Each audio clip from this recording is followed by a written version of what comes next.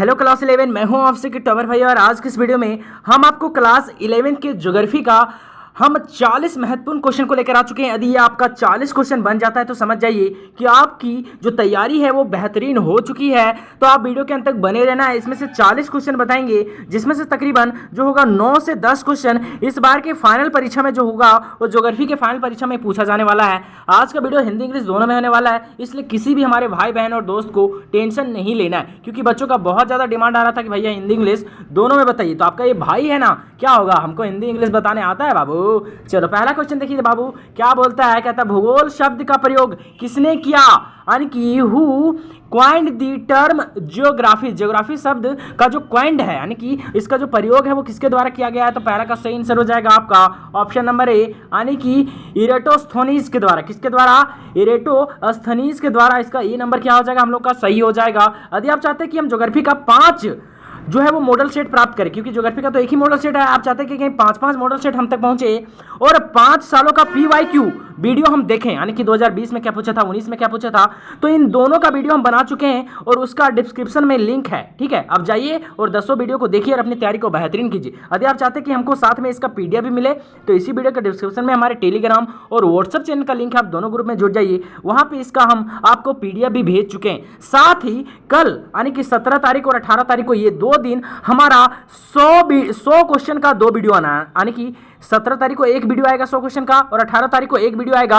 100 question का। आपको मात्र 200 क्वेश्चन पढ़ के आराम से जो है वो 35 से 36 मार्क्स जो आपका आज आने वाला है। लेकिन आप चाहते कि 40 में 40 आए, तब आपको पिछले 5 सालों का PYQ और मेरा 5 मॉडल सेट दोनों देखना पड़ेगा। ठीक है, तो हम लोग ज्यादा समय नहीं लेंगे, सीधा हम लोग क्वेश्चन की ओर आगे बढ़ते हैं। दूसरा नंबर क्वेश्चन क्या बोलता है, कहता है कि डोडा बेटा चोटी निम्नलिखित में से कौन सी पहाड़ी श्रृंखला में स्थित है, यानी कि on which of the following hill range is the Doda Betta peak situated. यानी कि जो डोडा बेटा है वो कहाँ सिचुएटेड है, किस हिल के रेंज में वो जो सिचुएटेड है यानी कि स्थित है। तो दूसरा का सही आंसर हो जाएगा आपका नीलगिरी। क्या हो जाएगा, नीलगिरी, यानी दूसरा का सही आंसर होगा ऑप्शन नंबर 1। कोई दिक्कत है, जितना क्वेश्चन हम बता रहे हैं बस उसको अपने दिमाग में बिठाते जाना है, फिर देखेंगे कैसे नहीं 40 में 40 आएगा।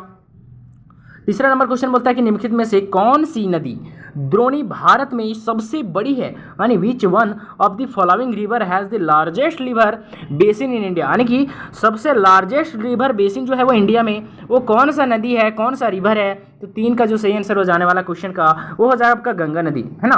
जो आपका गंगा बेसिन है वो आपका सबसे बड़ी जो है वो नदी द्रोणी है भारत की। तो इसका सही आंसर हो जाएगा ऑप्शन नंबर बी, है ना। अगला क्वेश्चन बोलता है पृथ्वी की उत्पत्ति से संबंधित ज्वारीय परिकल्पना किसके द्वारा प्रतिपादित किया गया है। बहुत इंपॉर्टेंट क्वेश्चन, ये तकरीबन आपके फाइनल ईयर में 2 बार पूछा जा चुका है ना। तो ज्वारीय कल्पना यानी कि who presented the टिंडल hypothesis regarding the origin of the earth, यानी कि अर्थ का जो उत्पत्ति हुआ है उससे जो आपका टिंडल हाइपोथेसिस दिया था वो किसके द्वारा दिया गया है। तो इसका 4 का जो सही आंसर हो जाएगा वो हो जाएगा सर जेम्स जेम्स के द्वारा। आनेंगे ऑप्शन नंबर ए हमारा क्या हो जाएगा बाबू, सही हो जाएगा। कोई दिक्कत है, चलिए इसका थोड़ा सा सही आंसर आपको मैच कर लेना है। ठीक है, चलिए अगला क्वेश्चन हम लोग के सामने 5वां नंबर क्वेश्चन क्या कहता है। 5वां नंबर क्वेश्चन बोलता है कि पृथ्वी के क्रोड पर कौन से 2 पदार्थ पाए जाते हैं, यानी which 2 elements are present in the core of earth. यानी कि अर्थ के कोर में वो 2 एलिमेंट जो होता है उसका क्या नाम है। तो इसका जो 5वां का सही आंसर हो जाने वाला है वो जाने वाला है निकेल एंड लोहा, यानी nickel and iron. Option number C हम लोग का क्या हो जाएगा, सही हो जाएगा। अगला क्वेश्चन देख सकते हैं, कहता है कि निम्नलिखित में से कौन सा स्थान भारत का सबसे ठंडा है, यानी कि which one of the following is the coldest place in India. यानी कि इंडिया का सबसे कोल्डेस्ट प्लेस यानी कि सबसे ठंडा जगह कौन सा है। तो 6 का जो सही आंसर हो जाएगा वो हो जाएगा द्रास। ऑप्शन नंबर ए हम लोग का क्या हो जाएगा, सही हो जाएगा। कोई दिक्कत। अगला क्वेश्चन बोलता है 7 नंबर क्वेश्चन की प्रादेशिक भूगोल किस विद्वान द्वारा प्रतिपादित किया गया था, यानी कि हु इंट्रोड्यूस्ड रिलीजनल ज्योग्राफी, है ना। यानी कि जो रिलीजनल ज्योग्राफी है जिसको हम लोग बोलते हैं प्रादेशिक भूगोल, वो किसके द्वारा दिया गया है। तो 7वें का जो सही आंसर हो जाएगा वो हो जाएगा कार्ल रिटर के द्वारा। बहुत इंपॉर्टेंट क्वेश्चन, इसका सही आंसर होगा आपका ऑप्शन नंबर ए। कोई दिक्कत है, यदि आप हमारे द्वारा मात्र 200 क्वेश्चन ही कर लेते हैं, यानी कि कल और परसों जो वीडियो आएगा 100 का, तब आपका आराम से 35 नंबर आ जाएगा। इसलिए बिल्कुल भी नहीं डरना है, जब तक ये आपका भाई आपके साथ है, चाहे आप हिंदी मीडियम से हो, इंग्लिश मीडियम से हो, एकदम सबका धजिया उड़ा देने वाला है। तो आप जब तक हम आपके साथ, आपको बिल्कुल भी नहीं डरना है। हाँ खैर, हम लोग बातें बहुत कम करते हैं, हम लोग जल्दी जल्दी से अपने क्वेश्चन को कंप्लीट करते हैं क्योंकि समय बहुत कम है। अगला क्वेश्चन 8वां नंबर देख सकते हैं।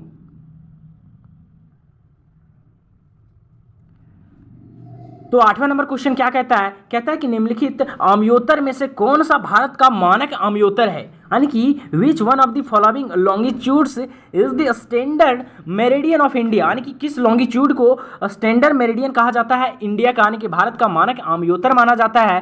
तो 8 का जो सही आंसर हो जाने वाला है वो हो जाने वाला है 82 डिग्री 30 मिनट पूर्व, यानी कि 82 डिग्री 30 मिनट ईस्ट जो है आपका ऑप्शन नंबर बी हम लोगों का क्या हो जाएगा सही। इसको स्टैंडर्ड मेरिडियन माना गया किसका? इंडिया का, यानी भारत का अम्योतर, मानक अम्योतर किसको माना गया है? 82 डिग्री 30 मिनट पूर्व को। कोई दिक्कत?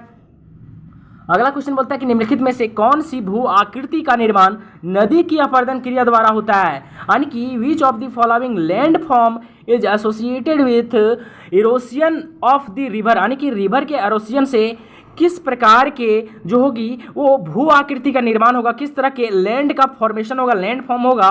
तो इसका जो 9 का जो सही आंसर हो जाने वाला है आपका वो हो जाने वाला है जॉर्ज। क्या हो जाने वाला है? जॉर्ज। ऑप्शन जॉर्ज है ना, जॉर्ज। ऑप्शन नंबर ए हम लोग का क्या हो जाएगा सही, यानी कि जो भूमि का निर्माण होता है किसके द्वारा? नदी के अपरदन के द्वारा, उस भूमि को हम लोग क्या बोलते हैं? जॉर्ज बोलते हैं। कोई दिक्कत है? देखिए आपको भले थोड़ा सा 10 मिनट का वीडियो 12 मिनट लग सकता है, लेकिन आपका इस भाई का वादा है कि आपको एक भी ऐसा क्वेश्चन नहीं होगा, चाहे हिंदी और इंग्लिश वाले दोनों को 100% हम समझाने का प्रयास करते हैं। ठीक है, तो आपको कहीं वीडियो हमारा अच्छा लग रहा होगा तो वीडियो को लाइक, लास्ट में जो है लाइक करना है, अभी बीच में आपको डिस्टर्ब नहीं करेंगे।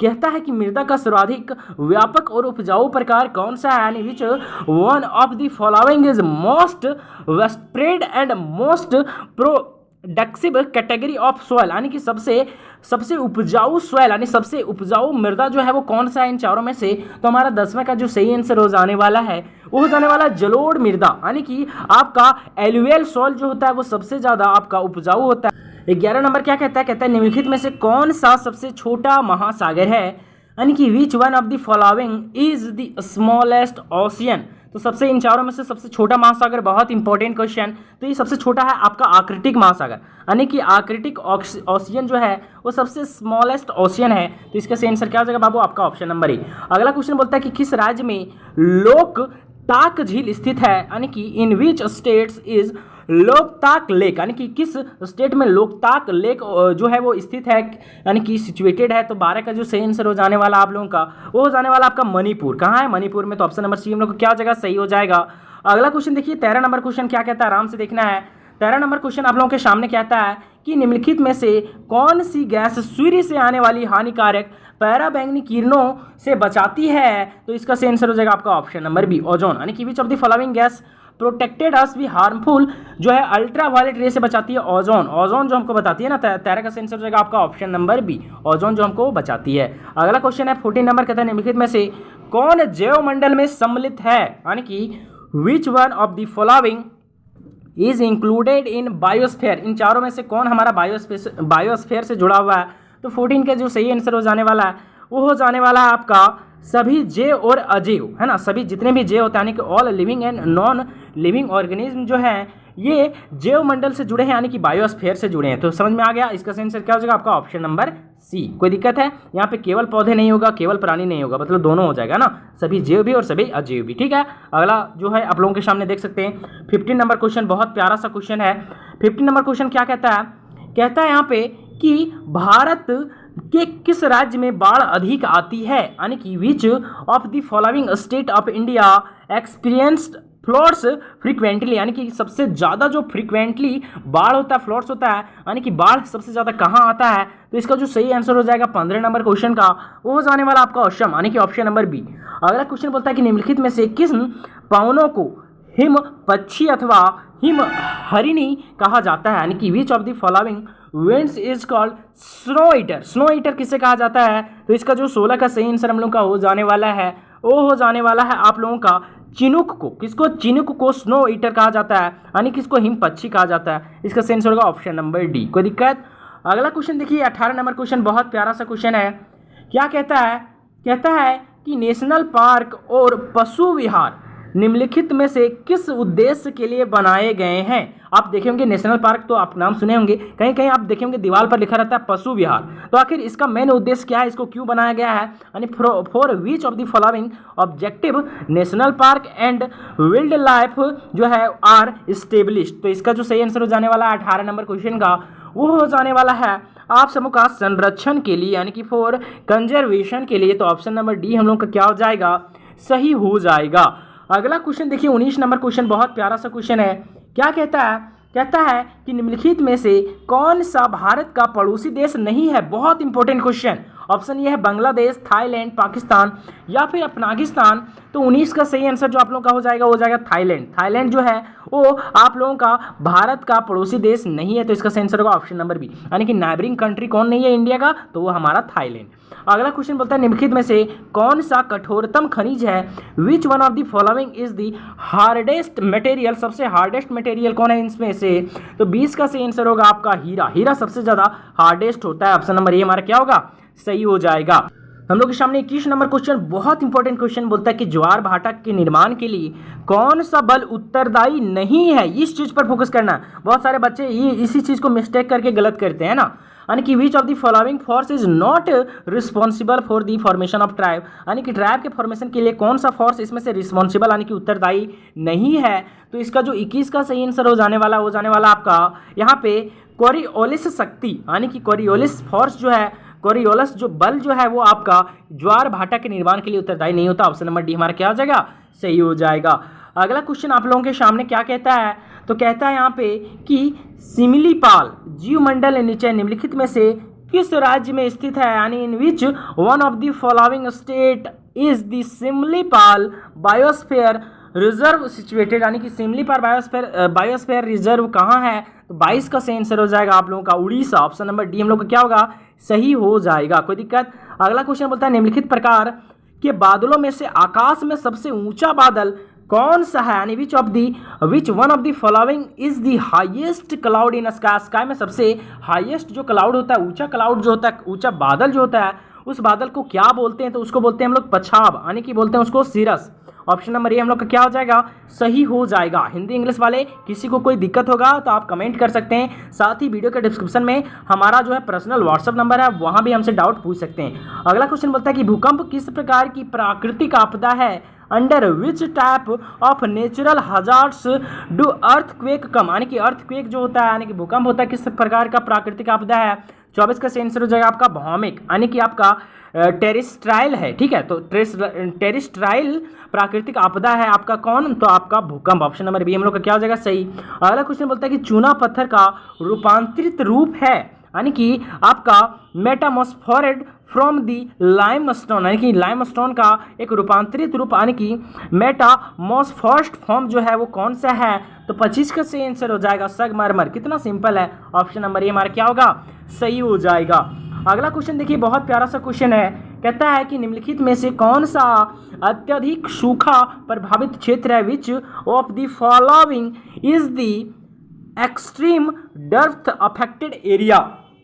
तो इसका जो सही आंसर हो जाएगा, सबसे ज़्यादा जो सूखा होता है क्षेत्र में, वो हो जाएगा आपका 26 नंबर का, यहाँ पे गुजरात का कच्छ है ना, यानी कि Kutch origin of Gujarat. Option number A हमारा क्या हो जाएगा, सही। अब हम लोग के सामने देखिए बहुत प्यारा सा क्वेश्चन है, इसको देख के डरना नहीं। कहता कि दिए गए मानचित्र में कौन सी नदी जो है वो दर्शाई गई है? यानी कि which river is show in the given outline map of India. यहाँ पे इंडिया का एक दे दिया है मैप, और यहाँ पे एक ओरिजिन है, यहाँ पे दिख नहीं रहा थोड़ा सा, यहाँ पे ये वाला ओरिजिन। तो कहता है कि ये ओरिजिन जो है वो मैप में किस चीज़ को दर्शा रहा है, किस नदी को दर्शा रहा है? तो 27 का सही आंसर हो जाएगा आपका नर्मदा नदी है ना। आपका जो यहाँ पे नर्मदा नदी पाया जाता है, थोड़ा सा गौर से देखिएगा। वैसे जो है वो इस बार से, यानी कि तकरीबन 2 सालों से 23 और 24, 2023 और 24 में ऐसा मानचित्र वाला क्वेश्चन नहीं पूछा गया है। पूछने की संभावना बहुत कम है, लेकिन आपको एकदम बेहतरीन तैयारी करके जाना है, ताकि कुछ भी क्वेश्चन पूछेगा हम लाएंगे कितना, 40 में से 40। आपका मेन टारगेट ये होना चाहिए।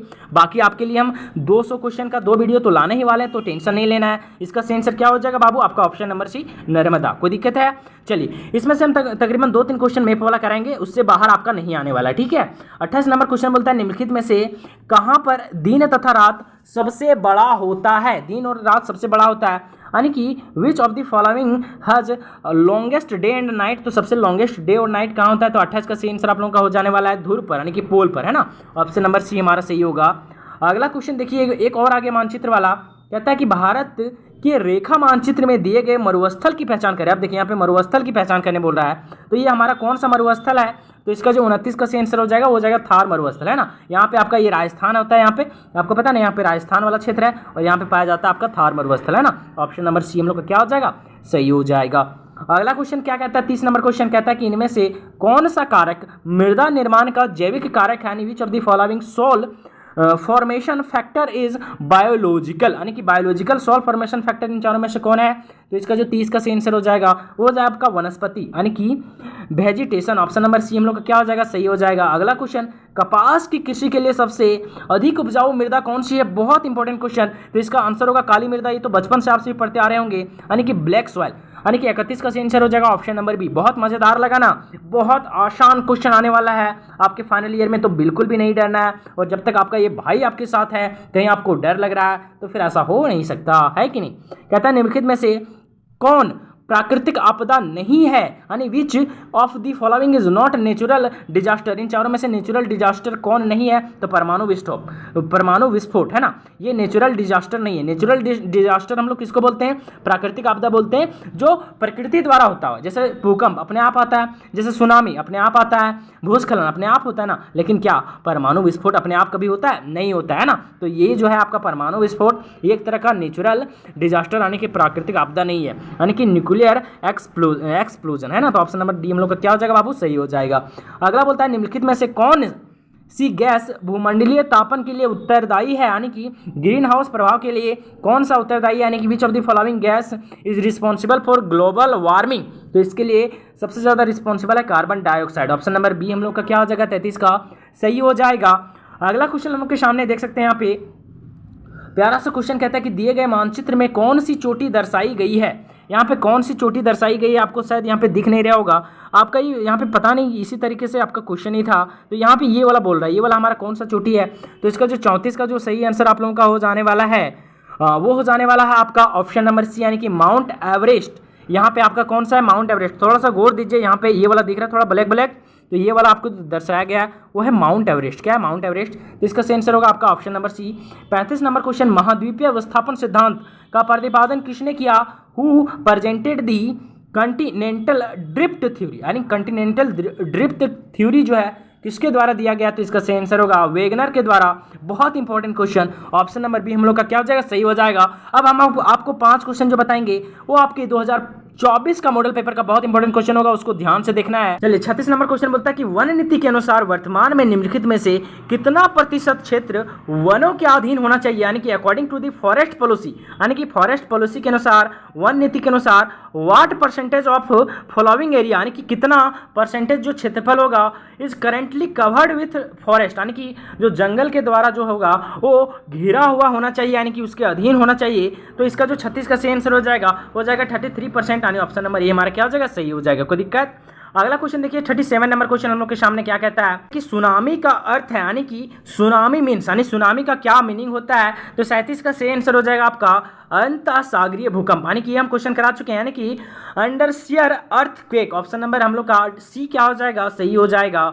अगला क्वेश्चन 38 नंबर बोलता है इनमें से किस नदी में जो है वो माजुली नदियां द्वीप स्थित है, यानी in which of this river in Majuli river island situated, यानी कि माजुली रिवर आइसलैंड कहाँ सिचुएटेड है, बहुत इंपॉर्टेंट क्वेश्चन है ये। तो इसका सही आंसर हो जाएगा आपका ब्रह्मपुत्र में। कहाँ, ब्रह्मपुत्र में। ऑप्शन नंबर बी हम लोग का क्या हो जाएगा, सही हो जाएगा। अब बस 2 क्वेश्चन है, आराम से देखना है। क्या कहता है 39 नंबर क्वेश्चन बोलता है कि भारत के किस राज्य में आम्र वर्षा होती, बहुत इंपॉर्टेंट क्वेश्चन, यानी in which state of India does the rain mangoes जो होता है वो कहाँ पे होता है भारत के, तो 39 का सही आंसर हो जाएगा आपका केरल के तटीय क्षेत्रों में, है ना, केरल और तटीय कर्नाटक में, है ना, यानी कि केरला में और आपका कोस्टल कर्नाटका में, ठीक है। तो ऑप्शन नंबर बी हम लोग का क्या हो जाएगा, सही। लास्ट नंबर क्वेश्चन बच्चों कहता है निम्नलिखित में से कौन सी नदी बंगाल का शोक के नाम से जानी जाती है, 100% इंपॉर्टेंट क्वेश्चन, यानी which of the following rivers is known as the sorrow of Bengal, Bengal का सोरो यानी बंगाल का शोक किसे कहा जाता है, तो 40 का सही आंसर हो जाएगा आपका दामोदर नदी को। किसे, दामोदर नदी को। ऑप्शन नंबर डी हम लोग का क्या हो जाएगा, सही हो जाएगा। आपको ये वीडियो कैसा लगा कमेंट में जरूर बताएं। बाकी कल वेट कीजिएगा, 17 तारीख और 18 तारीख को हमारा 2 वीडियो आएगा। एक वीडियो 17 को, एक वीडियो 18 को, दोनों में रहेगा 100 क्वेश्चन। बस आपको इतना पढ़ना है, फिर देखेंगे दुनिया की कौन ताकत आपको रोक देगी फुल का फुल मार्क्स लाने में। आज के लिए बस इतना ही।